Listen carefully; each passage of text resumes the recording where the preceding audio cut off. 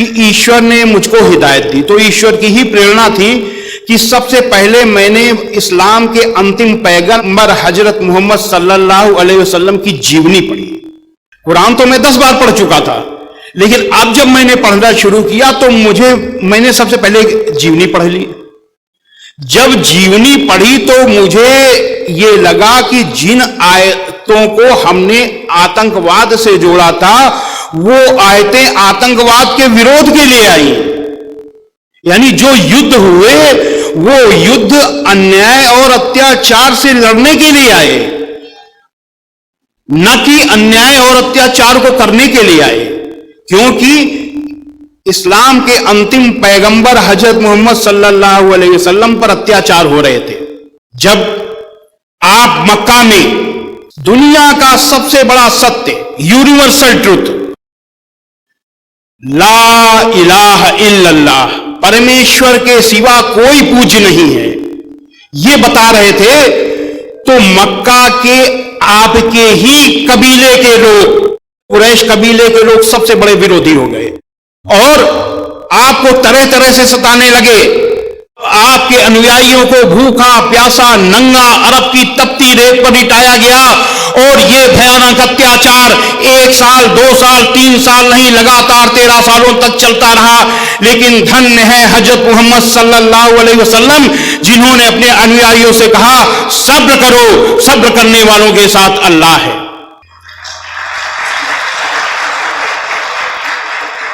जो साधु प्रवृत्ति के लोग होते हैं, जो नबी पैगंबर ईश्वर के दूत होते हैं, वो कभी भी बुराइयों से परास्त नहीं होते, बुराइयों से हारते नहीं हैं। समय को अनुकूल देकर कुछ समय के लिए बुराई से दूर हो जाते हैं और जब समय अनुकूल होता है तो फिर उस बुराई को समाप्त करते हैं।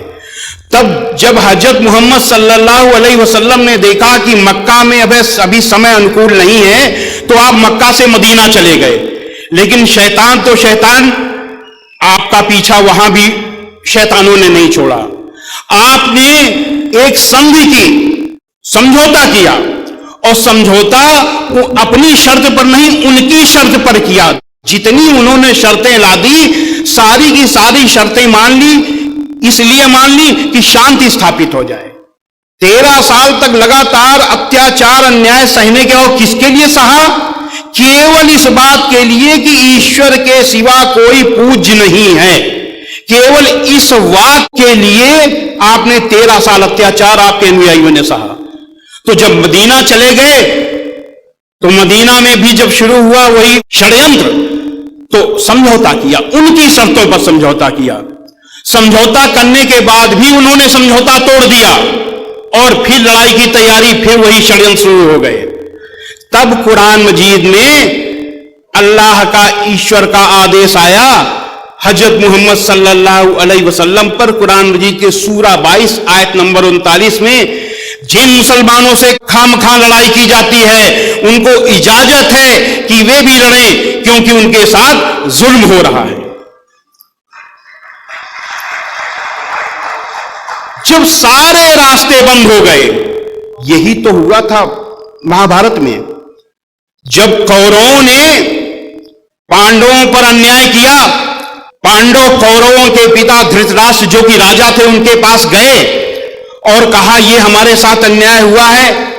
तो उनको अपने बच्चे का मोह था, धृतराष्ट्र को। उन्होंने सोचा मेरा बच्चा है, मैं इनकी बात क्यों सुनूं। उन्होंने कहा आप लोग जानो, दुर्योधन जाने। ये नहीं, आप अगर चाहिए तो आप अगर राजा हैं, अगर आप निर्णय दे देंगे तो ये लड़ाई बच जाएगी। नहीं नहीं नहीं, आप दुर्योधन से बात करो, उन्हीं से बात करो। वो लोग चले आए। श्री कृष्ण जी ने कहा कि चलो एक बार हम लोग दुर्योधन के पास भी चलते हैं। दुर्योधन कौरवों के सबसे बड़े भाई थे और राज्य के उत्तराधिकारी थे, शहजादे थे। तो जब उनके पास गए, श्री कृष्ण जी ने कहा कि देखिए ये 5 पांडव हैं और इनको दाल रोटी के लिए 5 गांव दे दीजिए, और हम लोग युद्ध नहीं चाहते, आपने सारा राज्य ले लीजिए, केवल 5 गांव दे दीजिए। तो दुर्योधन ने कहा सुई की नोक के बराबर भी अगर आपको जमीन चाहिए तो युद्ध करना पड़ेगा, जंग लड़नी पड़ेगी।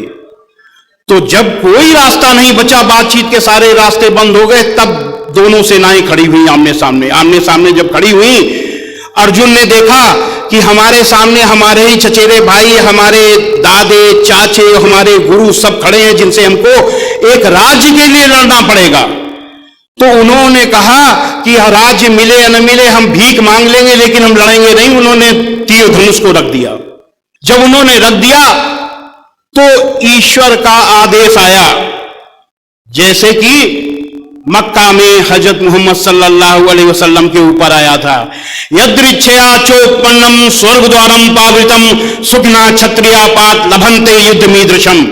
अय अर्जुन, स्वर्ग के खुले हुए दरवाजे के समान अन्याय, इस तरीके के युद्ध को जो अन्याय, अत्याचार और अधर्म के विरुद्ध लड़ा जाता है, ये भाग्यवान क्षत्रिय यानी किस्मत वाले लड़ाके ही पाते हैं। हतो वा प्राप्स्य स्वर्गम जित्वा वा भोक्षसे महीम तस्मादुत्तिष्ठ कौन्तेय युद्धाय कृत निश्चया। और अर्जुन, अगर इस धर्म युद्ध को जो अन्याय, अत्याचार और अधर्म के विरुद्ध लड़ा गया है, इसको लड़ने में अगर तू मारा जाएगा तो तू स्वर्ग को जाएगा, अगर जीतेगा तो पृथ्वी का भोग करेगा। इसलिए युद्ध का दृढ़ निश्चय करके खड़ा हो जा। अच्छे त्वमिमं धर्म्यम संग्रामम न करिष्यसि ततः स्वधर्मम कीर्तिम चहित्वा पापम अवाप्स्यसि। किंतु यदि तू इस धर्मयुक्त संग्राम को, इस धर्मयुद्ध को नहीं करेगा तो जो तेरा यश है कि तू बहुत बड़ा तीरंदाज है, तेरा यश समाप्त हो जाएगा, तेरा धर्म खत्म हो जाएगा और तू पाप को प्राप्त होगा और नरक को जाएगा। तब फिर युद्ध हुआ।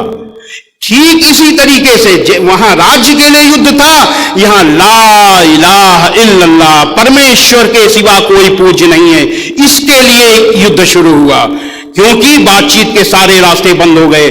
धर्म युद्ध मर्यादित होता है, इसलिए सूरा 2 आयत नंबर 190 में इस युद्ध को मर्यादित किया अल्लाह ने कि जो लोग तुमसे लड़ते हैं तुम भी खुदा की राह में उनसे लड़ो, मगर ज्यादती न करना, कि ज्यादती करने वालों को अल्लाह नापसंद करता है।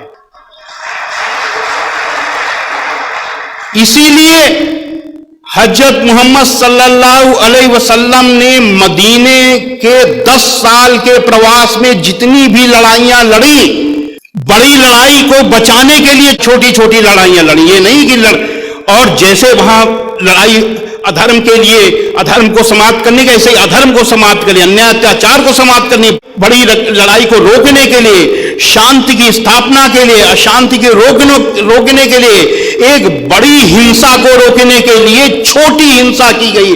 और बड़ी हिंसा को जब रोकने के लिए छोटी हिंसा की जाती है तो वो अहिंसा होती है, हिंसा नहीं होती। तो जब वो उस लड़ाई में मुसलमानों की तरफ से केवल 259 लोग और गैर मुसलमानों की तरफ से 759 लोग, इधर से 259 लोग शहीद हुए और 759 लोग उधर मारे गए। यानी कुल मिला करके 1018 लोगों की जान गई, केवल 1018। 10 साल में जितनी भी लड़ाइयां हुई केवल इतना ये मर्यादित युद्ध था। अब जब हमने ये देखा कि ये है जिहाद, जिहाद की परिभाषा हमें अपने आप मालूम हो गई आपकी जीवनी पढ़ने के बाद, कि अन्याय, अत्याचार और आतंकवाद को रोकने के लिए जब सारे प्रयास विफल हो जाएं तो जो अंतिम प्रयास युद्ध का होता है वो जिहाद का युद्ध होता है। जिहाद में केवल युद्ध नहीं है, जिहाद का मतलब है कि अन्याय अत्याचार के विरुद्ध कोई भी प्रयास करो, किसी भी तरीके का प्रयास, वो जिहाद है। लेकिन अगर युद्ध कर रहे हैं तो ये युद्ध है, ये श्रीमद् भगवत गीता में के आदेश के एकदम अनुकूल है। तब मुझे लगा कि मुझसे बहुत बड़ी गलती हो गई, क्योंकि पूरे देश में मैंने जिहाद के विरुद्ध बोला है, इसलिए मेरा ही कर्तव्य बनता है कि हम अपनी बात को सही करें। इसके लिए हमने गहराई से इस्लाम का अध्ययन किया, सनातन वैदिक धर्म के बारे में हम सब जानते थे, और हमने ये तय किया कि हम लोगों को बताएंगे। क्यों? आप जरा सोचिए कि इस देश में 25 करोड़ मुसलमान हैं और 1 अरब 7 करोड़ के लगभग हिंदू हैं। अगर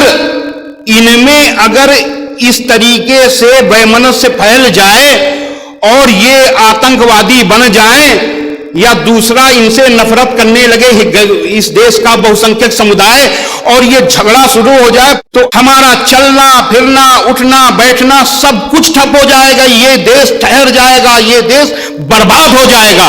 ये मैंने सोचा तो मुझे लगा कि श्रीमद् भगवद गीता, श्री रामचरितमानस, इस पर बोलने वाले बहुत लोग हैं, किसी को इस हिंदू मुस्लिम एकता पर भी बोलना चाहिए। मैंने एक संगठन बनाया, हिंदू मुस्लिम जन एकता मंच, और इस तरीके की बातें मैंने शुरू की।